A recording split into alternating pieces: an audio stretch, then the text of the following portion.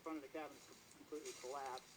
Well, you know, when we made the film, we had no idea that the film was going to have the impact that it would have. You know, I worked on Cat's Eye, worked on a couple. Fortunately, over the years, this place has kind of started to fall apart. And, you know, you can see that the trees have grown up. But this was actually the front of the cabin. There was one of the windows, there was the other window, and that was the front door right there.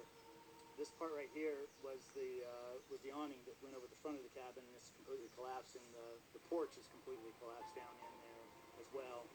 There's been, you know, obviously several floods that have come through here. None of these trees were here, all this was clear, so you can see what time will do. But I'm really amazed that it's standing in this condition. I thought for sure it wouldn't even be this. And there's still slats on some of the walls in there in the kitchen. You can see where the kitchen slat walls were. Lots of the breakaway doors from the Ramo cam are still in there, where the camera came through and smashed through the doors and split them apart.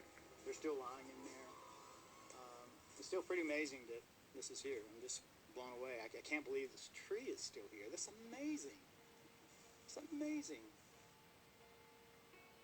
I remember telling Sam that I wanted to make movies, and I had made some Super 8 movies in the past, just like he had. And he says, "Well, let's Sunday's their day off."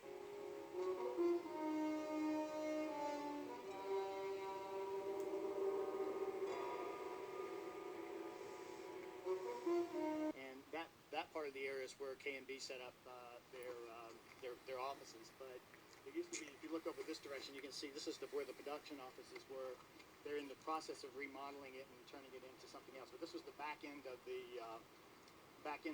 school, and this road that we're standing on here wasn't here at the time. They actually, you know, put the road in since I've been here. But this is where we stayed in. This was our oven. We called it the oven. It wasn't a studio. And that's all this fencing and everything. It's completely different. But we're real close. I think someone said they saw the cabin, the back of the woodshed down here. So let's see what we can find. And this is the back of the woodshed. It's amazing that it's still standing. I tell you, it's just amazing because when they built the set, they literally went out and rummaged through old barns, and they were falling apart then, and scavenged the wood to build this thing. So now the interior of the woodshed was set. Right? Yeah, the interior was the set. This was only used for when ash would go inside. Yeah. But a lot of these trees that are here now were